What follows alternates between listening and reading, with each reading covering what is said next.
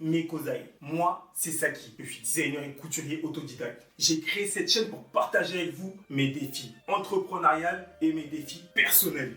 Le défi du jour va être la transformation de cette robe que j'ai retrouvée dans mon atelier. Je vais vous montrer la raison pour laquelle j'ai décidé de la transformer. C'est cette tache qui se trouve en plein milieu. Je ne sais pas si elle vient d'où, je ne sais pas comment elle a été faite, mais il y a une tache. Moi, j'ai une démarche éco-responsable. Donc, avant de me réapprovisionner auprès de mes fournisseurs, que ce soit pour un projet personnel ou entrepreneurial, je regarde ce que j'ai dans mon atelier et aujourd'hui, j'ai cette robe. Cette robe-là, je vais la transformer. Je ne sais pas quel type de transformation je vais opérer, mais en tout cas, donc là, je vous ai présenté le projet du jour. Donc, c'est parti pour ce moment de création. Je prends le temps de retourner le tissu et de découdre entièrement la pièce, qui est une robe pour cet épisode. J'aurais pu aller plus vite, couper directement au ciseau, mais en faisant ça, je risque de perdre du tissu. Et dans un projet d'upcycling, chaque centimètre compte. Je n'ai pas de tissu supplémentaire, donc si je coupe mal, il se peut que je n'ai pas assez de matière pour créer ce que j'ai en tête. Je récupère chaque élément du vêtement, le devant, le dos, la parmenture, qui permet d'avoir un col propre, et les manches. J'analyse tout pour décider ce que je garde ou pas. Avec mes objectifs d'éco-responsabilité, je suis obligé de toujours trouver des solutions. Parfois, je travaille avec des tissus dormants et dans ces cas-là, je prends juste ce qu'il faut, rien de plus. Je ne crée pas juste pour créer. Chaque pièce doit avoir du sens. Elle doit correspondre à ma vision tout en minimisant l'impact écologique. Cette étape est cruciale. C'est ici que tout commence. C'est à ce moment que je prends les mesures, que j'imagine les détails, que je pense à la façon dont je vais transformer cette pièce. Je réfléchis beaucoup, j'observe, je cherche à comprendre pourquoi cette robe s'est retrouvée ici, dans mon atelier, au lieu d'être dans un dressing. Là, par exemple, c'est une tâche qui l'a condamnée. Il va falloir que je trouve une astuce pour qu'elle ne se voit plus du tout dans la version finale. Là, je viens de terminer l'étape numéro 1, où j'ai décousu entièrement chaque pièce. Regardez, là c'est la manche, ma parmenture, mon devant. Donc là, je vais devoir réfléchir à savoir qu'est-ce que je vais créer exactement, avec quel type de tissu. Est-ce que je vais me baser uniquement sur cette base ou je vais l'associer à différents tissus ou différentes chutes de tissus plutôt que j'ai dans mon atelier. Sans plus tarder, on passe à l'étape numéro 2.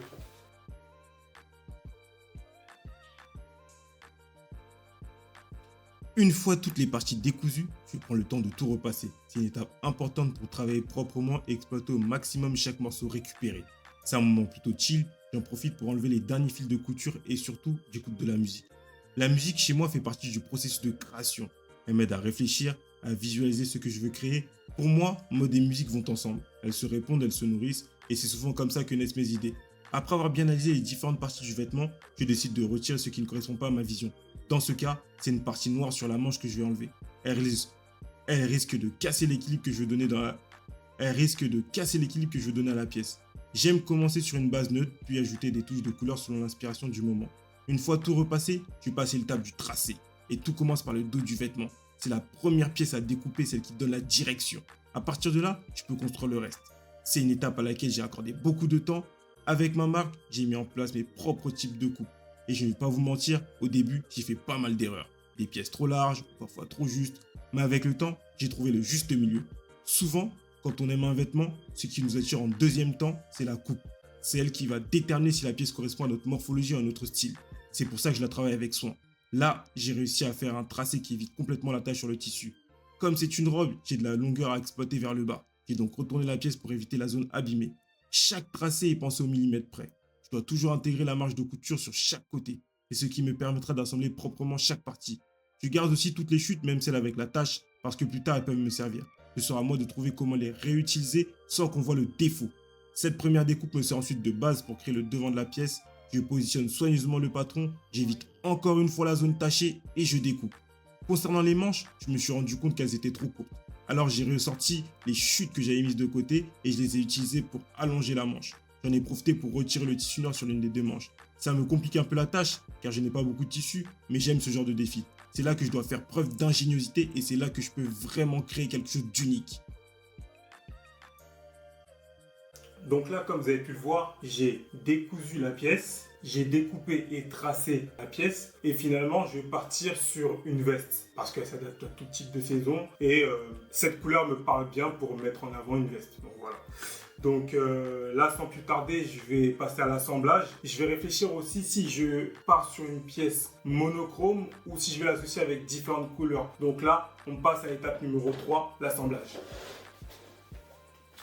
Je vous présente ma fidèle alliée, la surjeteuse. Elle m'accompagne depuis le début. C'est une machine familiale, simple, compacte, mais redoutablement efficace pour obtenir de belles finitions. Je n'ai jamais ressenti le besoin de m'en séparer. Elle fait le job et elle le fait bien. Je relance la musique et je me remets dans mon mood et je commence à surfiler chaque pièce. C'est une étape indispensable. Si je ne le fais pas, vous verrez des fils pendre à l'intérieur du vêtement et franchement, ça casse tout. J'aime que ce soit propre, net, aussi bien à l'extérieur qu'à l'intérieur. Là, je viens de terminer de surfiler les différentes parties de la pièce. Donc là, je vais réfléchir aux différents détails que je vais apporter sur la pièce pour te faire d'elle une pièce unique. L'assemblage, c'est le moment où la pièce commence vraiment à prendre forme, où tout ce que j'ai imaginé, tout ce que j'ai découpé, repassé, surfilé commence à devenir concret. Pour cette étape, j'utilise ma machine industrielle Juki. Elle me permet d'avoir une couture propre, nette, précise. Franchement, c'est un bonheur de coudre avec. D'ailleurs, si jamais vous voulez les références des machines que j'utilise, n'hésitez pas à me le dire en commentaire, je vous partagerai tout avec plaisir. Là, je passe à l'étape du col. Et pour le col, je prends toujours le mannequin qui me permet de me projeter. Donc là, vous allez le voir de toute façon au fur et à mesure. Je recoiffe toujours de cette manière-là. Et c'est à ce moment-là qu'on voit le potentiel et la couleur de cette pièce. Et surtout de la robe à la base. Moi, je voyais vraiment ça, regardez. Franchement, elle est identique la couleur. Je cherche toujours à me prendre la tête, à me dire comment je vais faire le col. Et là, je vais partir sur des boutons ou sur une fermeture éclair. Je vais réfléchir en même temps. Une fois la mesure prise, là maintenant, je vais regarder sur quoi je vais partir exactement. Est-ce que je vais faire un col ton sur ton ou je vais essayer de chercher une autre matière pour faire le col? Je ne sais pas. Donc là, je vais aller regarder tout de suite. Je vais jeter un petit coup d'œil et je vous tiens au courant. J'ai un dilemme. Et c'est pour ça en fait que j'ai voulu même créer cette chaîne. C'est pour partager ce genre de dilemme. Là, j'ai un choix que je dois faire. J'ai ce tissu-là. Maintenant, je me suis dit, est-ce que je le combine avec une autre couleur ou je vais sur un camailleux de bleu? Alors, je vais vous présenter tout de suite les couleurs. Alors, j'ai ce rose saumon, comme vous pouvez le voir. Regardez quand je le combine avec le tissu, mais c'est vraiment un banger. J'ai ce jaune qui, pour moi, est vraiment parfait. Regardez un petit peu ce que ça donne quand on regarde la combinaison des deux. C'est une claque. Et j'ai ce bleu.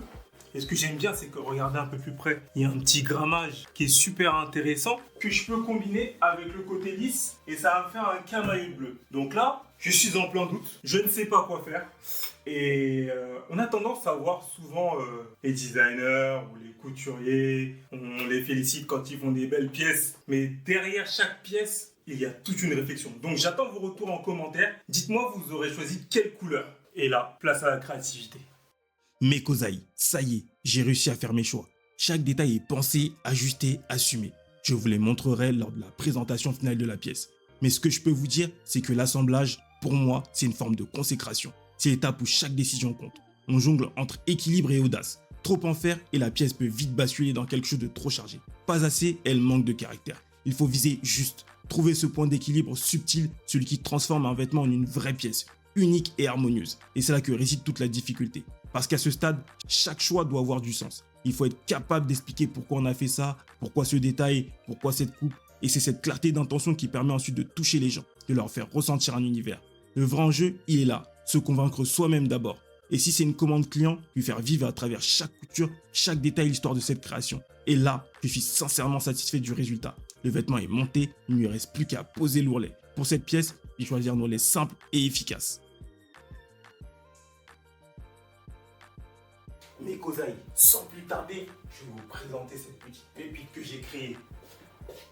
Comme vous pouvez le voir, j'ai opté pour ce tissu bleu avec un petit grain au niveau du tissu qui me plaît énormément. J'ai opté pour ce tissu car je trouve que le tissu jaune était trop dominant. Je voulais vraiment que ce soit la couleur du tissu qui prenne le dessus et non le tissu jaune. C'est mon avis, peut-être que vous aurez choisi le tissu jaune. Et le tissu rose saumon, je ne l'ai pas pris parce que je trouve qu'il était un peu terne, que ça n'ait pas apporté la profondeur que je recherchais pour créer cette pièce. J'ai choisi donc ce tissu et franchement là je vais vous le présenter directement sur moi. J'ai choisi d'être full noir pour que vous puissiez vraiment voir en fait directement la pièce. J'aime bien en fait quand je porte ce genre de pièce, j'aime bien mettre associé avec une petite paire de bottines à mes pieds comme vous pouvez le voir et je trouve que ça donne vraiment juste ça.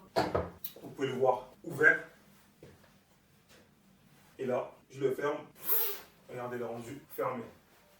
Donc vous, dites-moi en commentaire si vous la préférez ouverte ou fermée. Et comme quoi, avec juste une robe qui dormait dans mon atelier, j'ai pu créer ce genre de pièces. Là, je vous présente vite fait les petits détails parce que je trouve que c'est ça qui donne du caractère, regardez. Petits détails, hop, vous voyez. Là, on voit vraiment le tissu, vous voyez. Et là, regardez l'autre partie, beaucoup plus lisse. Et là, avec un petit grain que j'aime bien. Regardez à l'épaule ce que ça donne. Vraiment, ce petit style. Et même le petit détail de l'autre côté, juste ici, discret. Mais franchement, je trouve que ça apporte une petite touche. Et là, la poche, au loin. Voilà. Comme on peut l'utiliser, hein. Comme vous pouvez le voir, tout ça avec une pièce qui était oubliée au fond de mon atelier. Je privilégie toujours quand je crée une pièce pour mon dressing de regarder ce que j'ai. Ça peut être une pièce oubliée, ça peut être une pièce qui est dans mon dressing que je ne porte plus. Avant d'aller acheter auprès de mes fournisseurs un tissu pour m'habiller, en tout cas de manière privée, je regarde toujours ce que j'ai et même dans mes bacs à tissu parce que parfois dans mes bacs à tissu, aujourd'hui peut-être que je vais trouver un tissu qui ne me parle pas, mais dans un an, ce tissu-là, ça va être une idée de génie en fait. Et je privilégie toujours ça en fait. Et là, je vais vous montrer ce qui me reste. Regardez, il me reste tout ça. Il me reste que ça. Donc tout ça, voilà, ça tombe, comme vous pouvez le voir. Il me reste ça. Non, ça va me servir pour une prochaine création. Des petits détails comme vous avez pu le voir sur les différentes parties du col. L'objectif, c'est vraiment de vous montrer en fait mon univers, ce que j'ai dans la tête. Partager des moments que je vais vivre, que ce soit personnel mais dans la mode ou entrepreneurial parce que j'aime ça. J'aime partager, j'aime la mode et vraiment, c'est tout un mood. C'est tout un mood. Surtout en tant qu'autodidacte. N'hésitez pas à liker, à partager et à vous abonner surtout. Dites-moi en commentaire, vous l'auriez porté comment, ouvert, fermé, avec quel type de shoes ou avec quel type de pantalon, quel type de haut, quel type de couleur. N'hésitez pas à me le dire parce que moi je suis curieux de savoir et même de répondre à vos différents commentaires parce que c'est d'échanger, de partager. Donc on donne rendez-vous chaque dimanche et là, moi, je repars pour un moment de création.